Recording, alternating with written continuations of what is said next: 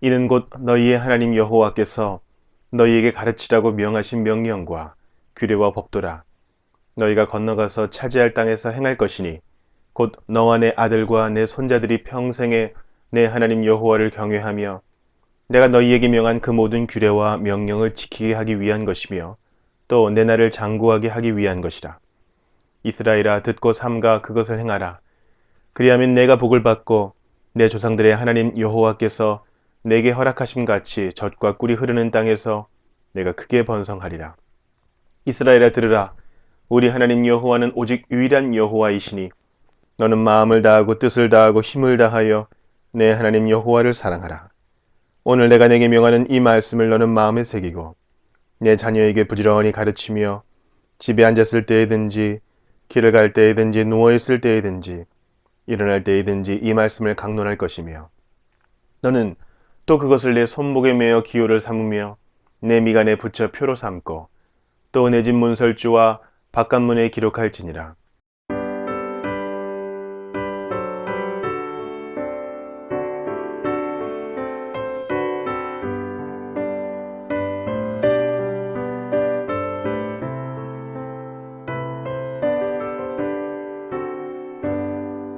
지난 일의 동안에 예수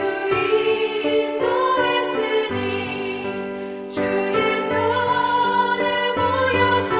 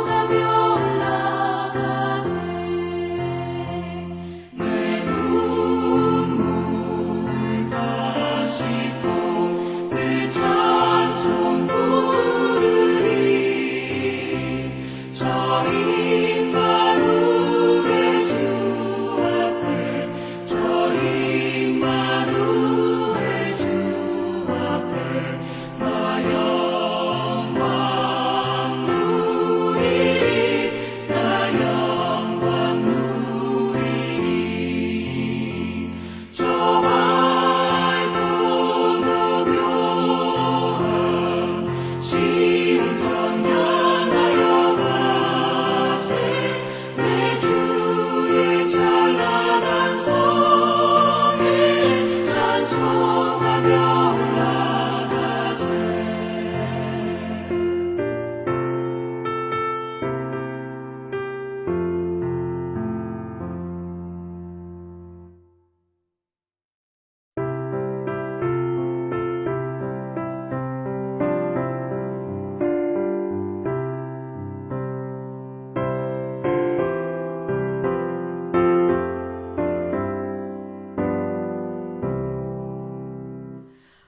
어디든지 예수 나를 이끌면 어디든지 예수 함께 가려네 예수 함께 아니라면 나가고 예수님과 동행하며 어디를 가든지 겁낼 것 없네 어디든지 예수 함께 가려네 세상 친구 모두 나를 떠나도 주와 동행하면 외로움 없겠네 가는 길이 위태하고 험해도 어디든지 예수 함께 가려네 어디를 가든지 겁낼 것 없네 어디든지 예수 함께 가려네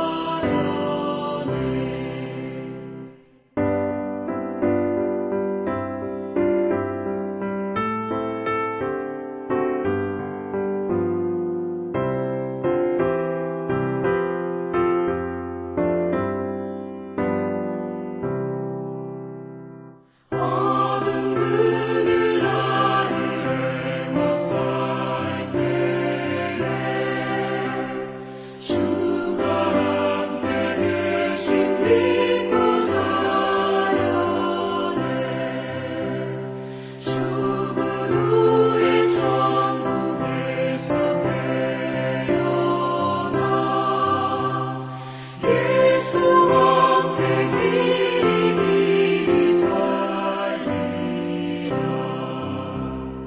어디를 가든지 겁낼 것 없네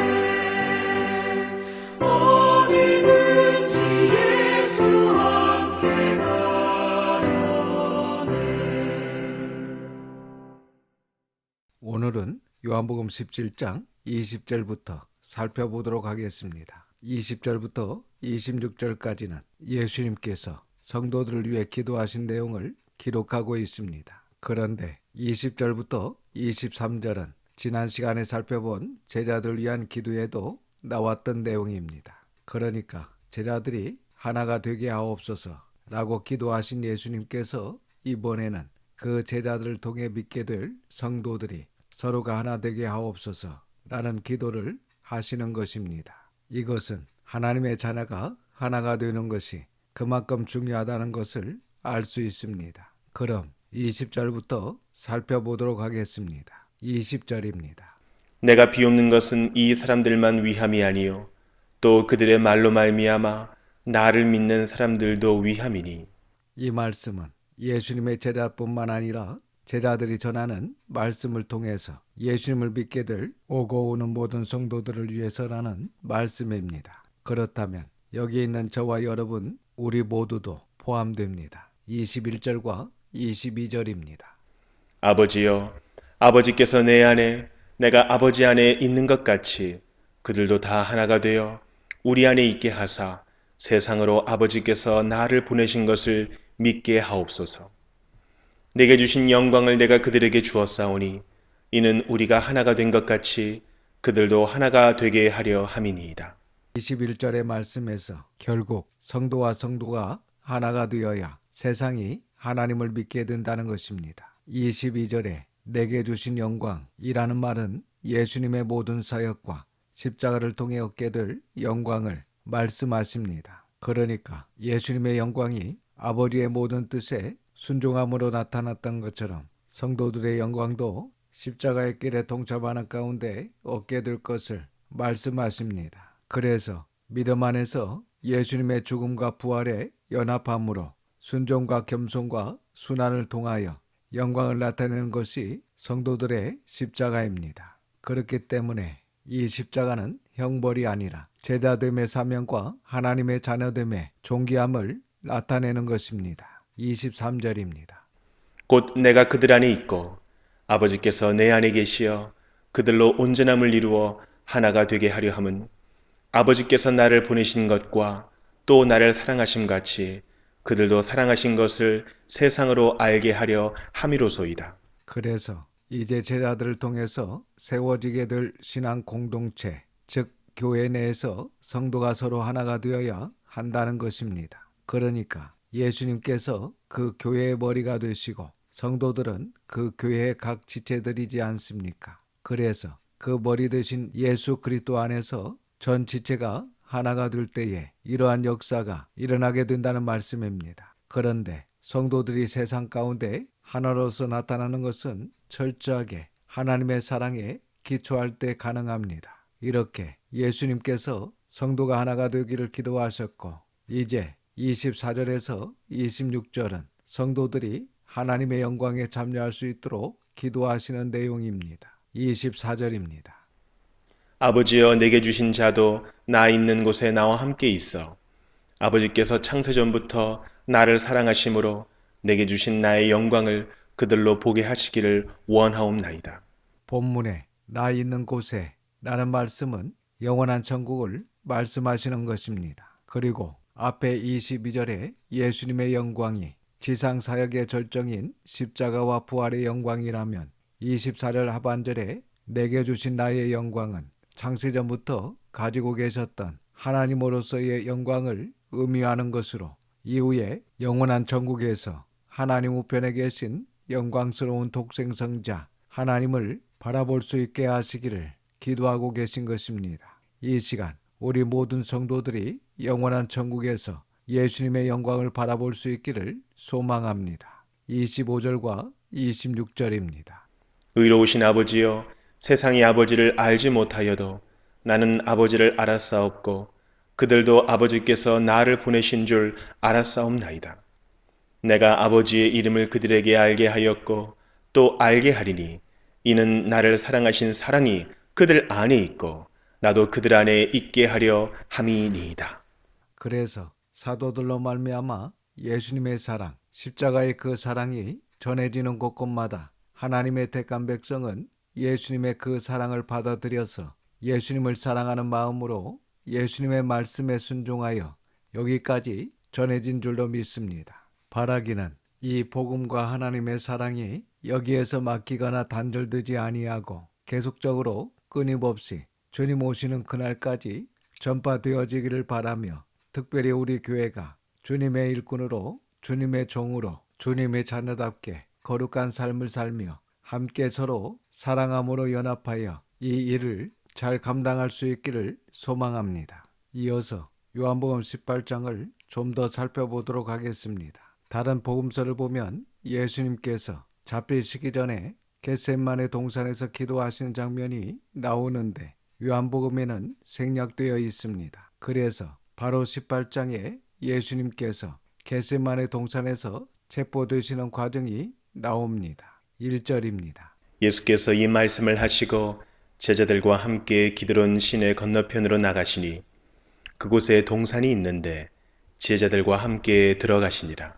본문에 예수님께서 이 말씀을 하시고 라는 말은 17장에서 살펴본 예수님의 기도를 의미합니다. 그러니까 예수님께서 이 대제사장적인 기도를 마치신 뒤에 겟셋마네 동산에 들어가셨다는 말씀입니다. 그리고 그 겟셋마네 동산에서 땀이 핏방울이 되도록 간절히 기도하셨는데 그 부분은 생략되어 있습니다. 2절에서 5절입니다. 그곳은 가끔 예수께서 제자들과 모이시는 곳이므로 예수를 파는 유다도 그곳을 알더라. 유다가 군대와 대제사장들과 바리새인들에게서 얻은 아랫사람들을 데리고 등과 횃불과 무기를 가지고 그리로 오는지라. 예수께서 그 당할 일을 다 아시고 나아가 이르시되 너희가 누구를 찾느냐? 대답하되 나사렛 예수라 하거늘 이르시되 내가 그니라 하시니라. 그를 파는 유다도 그들과 함께 섰더라. 이 내용을 보면 예수님께서 의도적으로 자신을 잡으러 온 군인들에게 예수님 자신을 집중시키는 것을 볼 수 있는데 이것은 제자들을 보호하고자 하시는 예수님의 마음으로 보입니다. 6절에서 9절이 예수께서 그들에게 내가 그니라 하실 때에 그들이 물러가서 땅에 엎드러지는지라.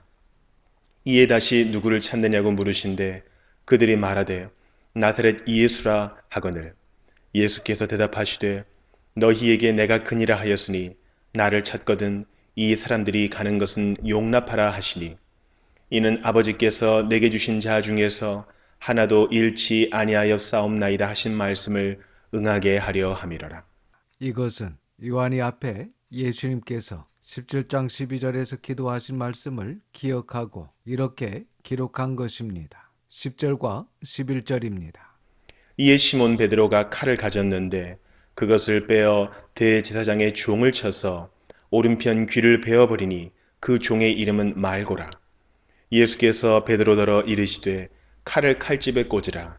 아버지께서 주신 잔을 내가 마시지 아니하겠느냐 하시니라.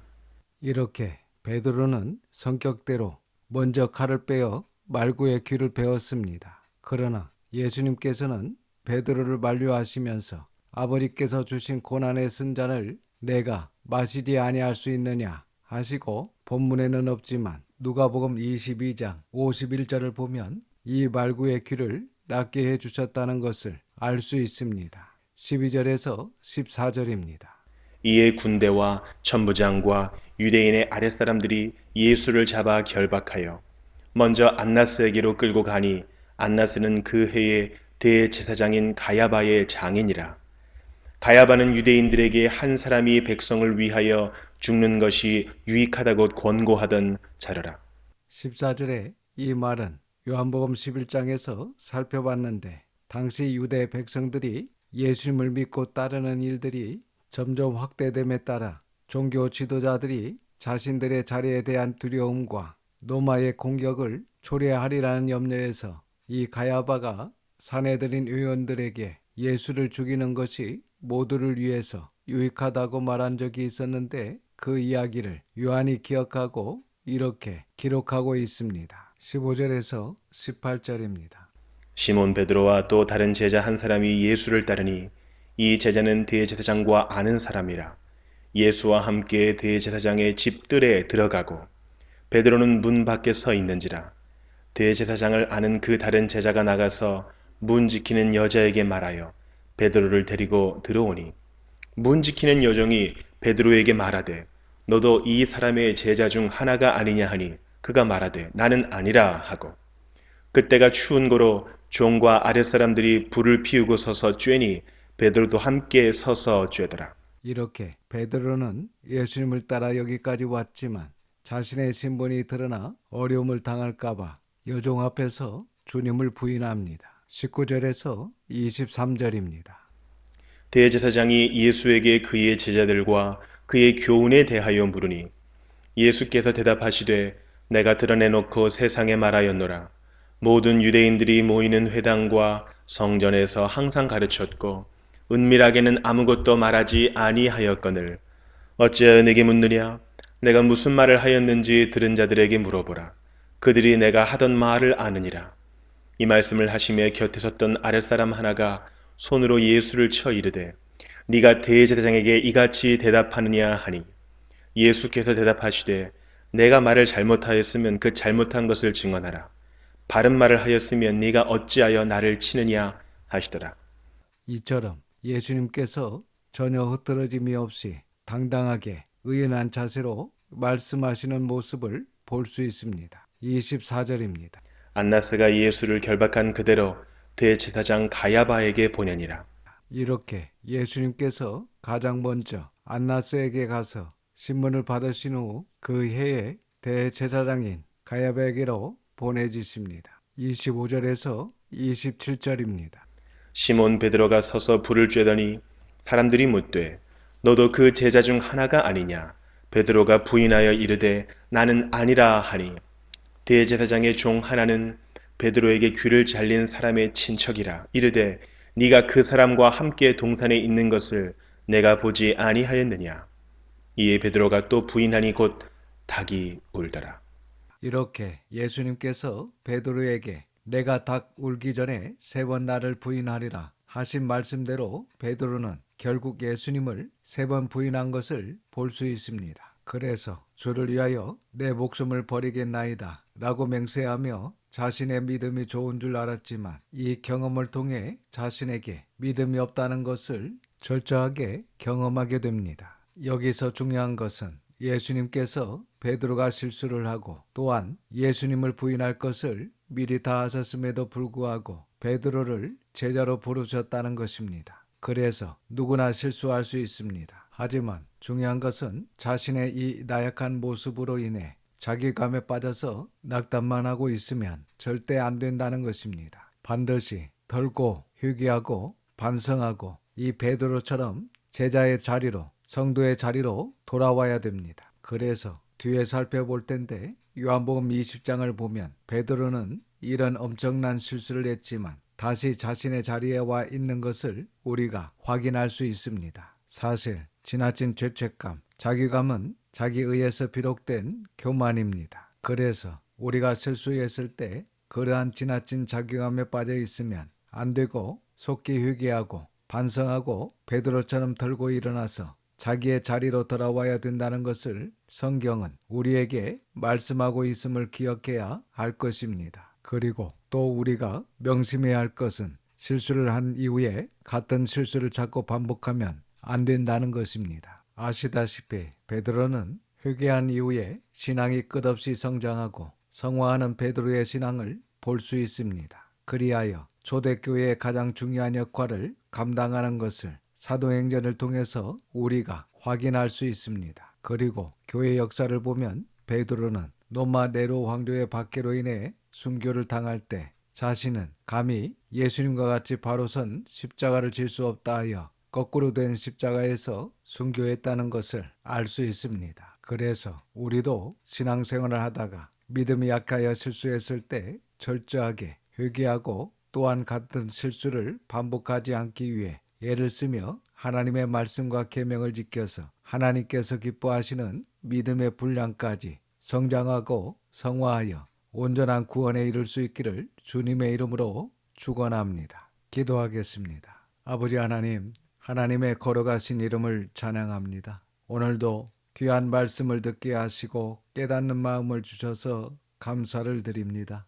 예수님의 영광이 아버지의 모든 뜻에 순종함으로 나타났던 것처럼 성도들의 영광도 십자가의 길에 동참하는 가운데 얻게 될 것을 믿게 하시니 감사를 드립니다.